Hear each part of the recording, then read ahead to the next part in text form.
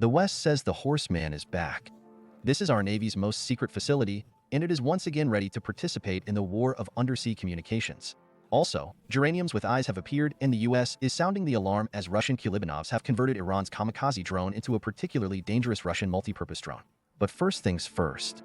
Here is a picture from a special study by a submarine warfare expert on the secret Russian nuclear submarine Losharik AS-12, made in 2015 on behalf of the US Navy. Their Losharik, despite the cheerful name, was taken with complete seriousness. The AC-12 project was given the funny name Losharik in honor of the extraordinary circus horse from a Soviet cartoon, assembled from interconnected wooden juggling balls. Such irony, which Soviet designers often put in the name of their products, nevertheless reflected the essence. The complex design of the nuclear submarine Atomna Stanchion 12, abbreviated AC-12, similarly consisted of round titanium-manned bathyspheres joined together by a lightweight hull. This arrangement enabled the amazing submarine to operate at depths inaccessible even to most bathyscaphes. In the Western Alliance, the good-natured name of the new Russian equipment certainly didn't fool anyone. There, they quickly realized what the facility would be good for. Quota. Capable of traveling along the seabed on special wheels that cannot be detected by the usual array of acoustics and magnetometry, NATO gave Losharik a codification of NORSA 5, and in 2015, they released an entire methodological manual on areas where the new Russiagate infernal machine could be best applied. Here is another picture of this boat from Western sources. In it, our kindly horse was called a secret underwater laboratory with a reactor, or simply a spy submarine, perfectly adapted to underwater sabotage, blowing up pipelines, stealing observation posts and telecommunication cables, and any other undersea activity that the Alliance lists as its most important threat today. In 2017, experts from the US, the Navy has again reminded its weapons developers that the Losharik is only the first generation of a whole family of Russian submersibles, according to one military man, capable of driving humanity back to the early 19th century. It was about the base ship and a group of unmanned submarines Delta II and a number of other designs, which were put to sea with the help of a huge motherboat BS-136 Orenburg in the same mode as the Poseidon vehicle. Here's another illustration from Western sources. The entire system of a Belgorod-type carrier boat and a number of Delta II submarines.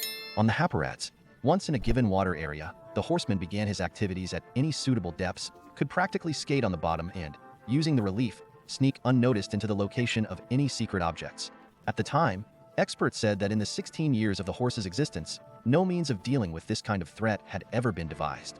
The incident, which happened with the Russian nuclear power plant 12 in the summer of 2019 near the coast of Norway, was greeted with jubilation and champagne at NATO Naval Headquarters.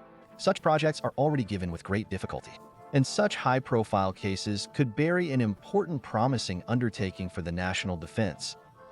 Losharik, like many of the military programs restored in the early 90s, was the brainchild of the scientific and technological revolution in the defense complex of the late Soviet Union.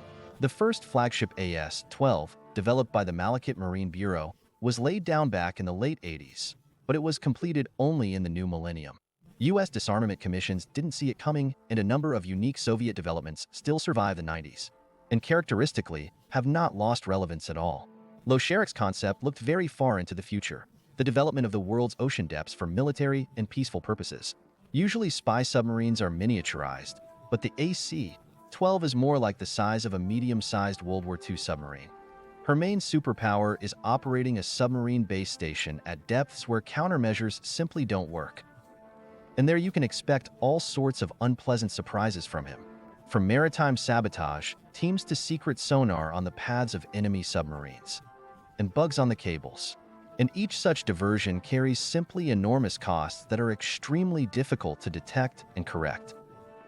It is said to be the only accidentally published photograph of a horseback in an overwater position from a northern port. Top Gear photo.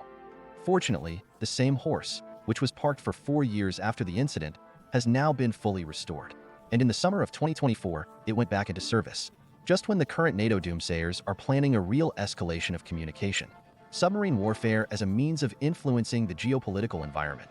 We have already felt some of their reverberations in the form of cables damaged allegedly by the Houthis in the Red Sea this winter. The British Royal Navy's News News magazine called the return of Losharik very bad news in this regard. That sounds like great news to me. Well, now let's move on to our Russian geranium. on many in the world and by no means only in Eastern Europe. A spectacular video from the production line of drones, known here as Geranium 2, made quite an impression. The only thing missing from this little movie masterpiece, by golly, is an Imperial March to easily make it part of the Star Wars saga. However, I've come across this option. The ubiquitous synthers, scouting open sources, literally parsing various military videos frame by frame, counted more than 100 units of Geranic billets in the video. And that's obviously just a little bit of what came through the lens of the video cameras. Americans argue that it is not.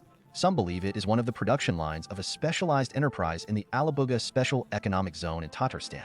Recently, this enterprise had to get on the honorable sanctions list as well, since the West has no other opportunities to influence the rapidly developing structure of combat drones in Russia, and there is, to put it bluntly, no hope of that. The photo shows one of the earliest modifications of the Geranium. The current drone is, by most accounts, already a very different machine. But if about Geranium 2 are produced in large quantities in Russia, in the United States have known for a long time, then the broad innovations introduced in the design of the drone by Russian engineers talked about only this March. And before that, it was only about individual components, such as the well-protected antenna module of the Comet and the composite housing with radio-absorbing coating. But now the situation has changed drastically. The question is not only about modernization and improvement of individual properties of the drone, but also about partial or complete change of its, or, we can say so, military orientation. No, explosive Geranium bouquets aren't going anywhere and will only be enhanced by the emergence of reactive brethren. But just the other day, the American magazine Drive, with reference to various analytical offices of the study of wars and their own informants, presented extensive material on how in the near future may change and even already changed the familiar Shakhei 136, brought to mind by the bright heads of the Russian defense complex. Here's a photo of the wreckage of experimental geraniums with cameras sent to the US for study. Drive magazine photo. And the big news is, of course, that geraniums in large quantities will be equipped with high-resolution rotating tilt video cameras. It used to be no problem to put a camera on a geranium either, but there was no way to get feedback from a drone flying a programmed route with a one-way trip. And now such a scheme has been invented, and it is as simple as anything ingenious. The target flying Geranium 2 will infiltrate the telecommunications networks of a potential adversary and transmit intelligence information via conventional communication channels and the internet. As one of the magazine's experts studying one of the landed experimental new Geraniums wrote, it's put together extremely simply. Amorits, simple wiring, SIM cards, routers, and cameras. But it works. They will be able to receive huge amounts of information and even targeting from drones flying over vast distances via conventional cellular networks. And there you go. The vast majority of technical performance makes the Gerania a great multi-purpose drone. The magazine's experts write that it is virtually impossible under current conditions to turn off the mobile internet along the drone's path. And soon every Geranium, in addition to its primary end goal, will have the task of sending home as much information as possible. Reconnaissance Geraniums will aid additional missile targeting. Whereas before the drone could not report the operational situation to the command center because it was blind, this situation will now change. Geranic stamina and range have been great for the role of a drone-based scout before. And now there's feedback too, in a relatively cheap and accessible way that's extremely hard to fight. In addition, the scouting Geranium itself will carry a powerful combat unit, and if a good, worthy target comes into its sight, will be capable of delivering a precision strike. But even this is not the ultimate, but an intermediate goal of the developers, as the Drive experts write to us. Additional drone configurations are not just an attempt to organize feedback by available means. Drones with more sophisticated cameras are bound to appear, with the ultimate goal of allowing the Geranium 2 to hunt and strike on its own, with a relatively high level of autonomy on board, with the help of artificial intelligence. And all of this is expected to happen over the course of this year and early next year.